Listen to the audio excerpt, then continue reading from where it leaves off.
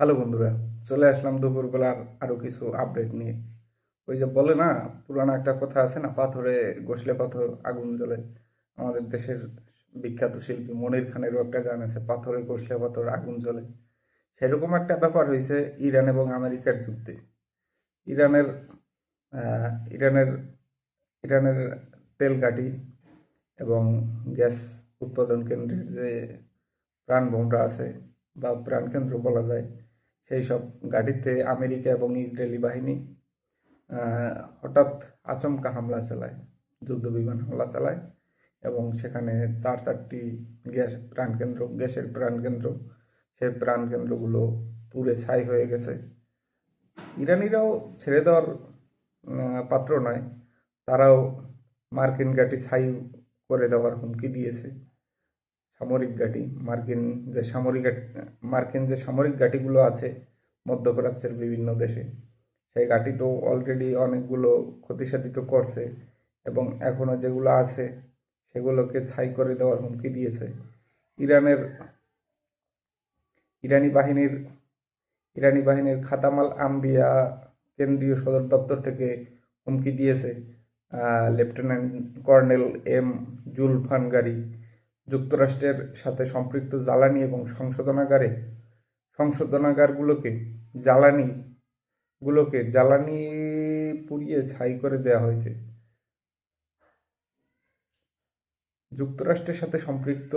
যুক্তরাষ্ট্র এবং ইসরায়েলের সাথে সম্পৃক্ত সংশোধনাগারগুলোকে জ্বালিয়ে পুড়িয়ে ছাই করে দেওয়া হয়েছে। এটা ইরানের পক্ষ থেকে করা হয়েছে। মাফ করবেন বন্ধুরা, আমার একটু ভুল হয়েছে। এটা হচ্ছে লেফটেন্যান্ট কর্নেল এম জুলফানগারি যুক্তরাষ্ট্র এবং ইসরায়েলের সাথে সম্পৃক্ত জ্বালানি সংশোধনাগারগুলোকে জ্বালিয়ে পুড়িয়ে ছাই করে দেওয়া হয়েছে, এরকমটাই জানিয়েছে তিনি। ঘটনাটির সূত্রপাত হয়েছে বুধবার ভোরে ইরানের যে আঞ্চলিক উপকূলীয় আছালুয়ে আছালুয়ের প্রাকৃতিক গ্যাসের প্রাণকেন্দ্রে হানা দেয় ইসরায়েল এবং আমেরিকান বাহিনীর যুদ্ধবিমান। সেখানে আক্রমণ করে হানা দিয়ে চারটি গ্যাস সংশোধনাগার পুড়ে পুড়ে পুড়িয়ে ছাই করে দিয়েছে ইসরায়েলি এবং আমেরিকান যুদ্ধ বিমান বাহিনী। এবং সেই সাথে ইরান এই উত্তপ্ত পরিস্থিতিতে আগুনে ঘি ঢেলেছে, কারণ তাদের দেশের সম্পদ নষ্ট করে দিবে আমেরিকা ইসরায়েল। তারা তো এটা মেনে নেবে না, না? এই জন্য হচ্ছে তারাও হুমকি দিয়েছে যে তারাও আমেরিকার সাথে সম্পৃক্ত যে দেশগুলো আছে বা এলাই, যাদের সাথে আমেরিকার সম্পর্ক ভালো, ইসরায়েলের সম্পর্ক ভালো বা আমেরিকার ঘাঁটি আছে মধ্যপ্রাচ্যে, তো কারোর সাথে ইসরায়েলের সম্পর্ক ভালো নাই। ইসরায়েলের সম্পর্ক ভালো হচ্ছে আমেরিকার সাথে। সে আমেরিকার হচ্ছে মধ্যপ্রাচ্যে ঘাঁটি আছে বিভিন্ন দেশে, সেই ঘাঁটিগুলো পুড়িয়ে ছাই করে দেওয়ার হুমকি দেওয়া হয়েছে এবং অলরেডি তো অনেকগুলো পুড়িয়ে দিয়েছে। পুড়িয়ে সম্পূর্ণ পুড়িয়ে দেয়নি, কিন্তু সেখানে থাকা আমেরিকান আহ, যুদ্ধ জাহাজ এবং যুদ্ধযান, অর্থাৎ বিমান বাহিনীর যে ফাইটার জেটগুলো আছে বা যুদ্ধ বিমানগুলো আছে এবং আন্তর্জাতিক মানের এবং সর্বোচ্চ মানের যে তাদের যুদ্ধ যানগুলো আছে, ট্যাঙ্ক প্লাস হচ্ছে air defence system, rocket launcher ইত্যাদির অনেক ক্ষতিসাধিত করছে এবং যুদ্ধ বিমান যেগুলো আছে যুদ্ধ বিমানেরও অনেক ক্ষতিসাধিত করছে।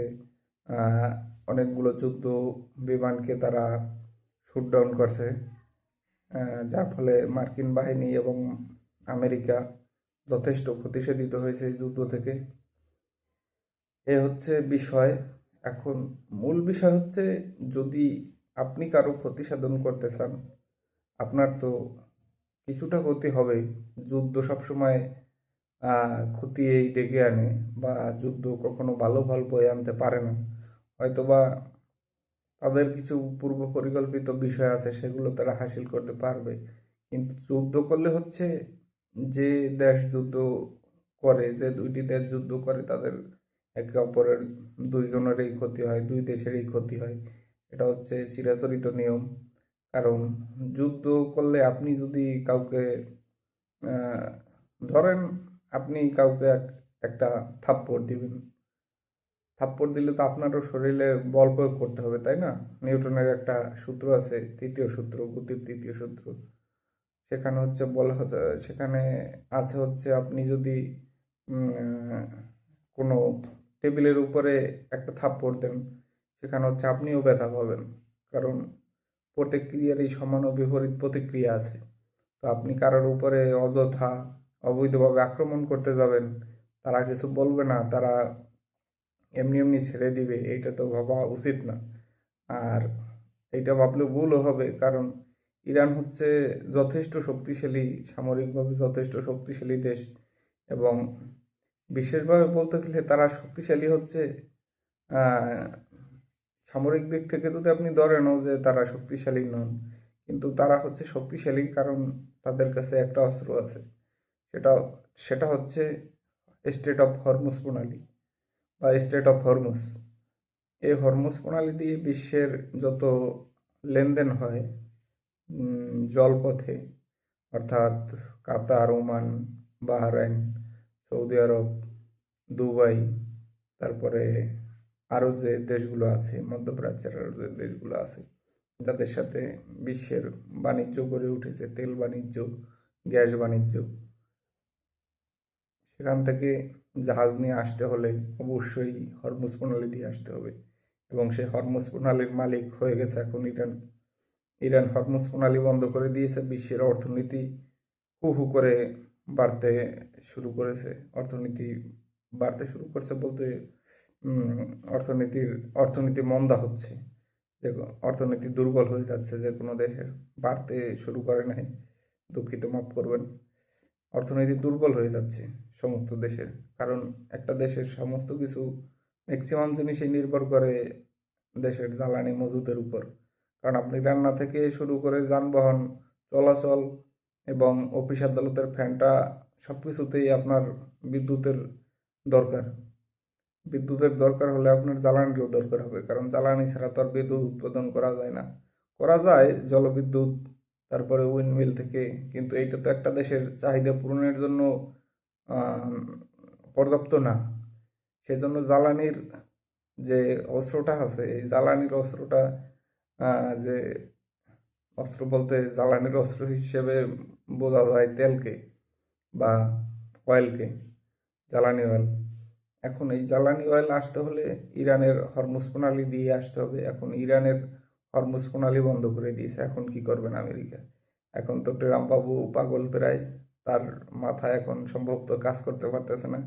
ইরান চমৎকার খেল খেলে দিয়েছে ভাই। আজকে এটুকুই, ধন্যবাদ।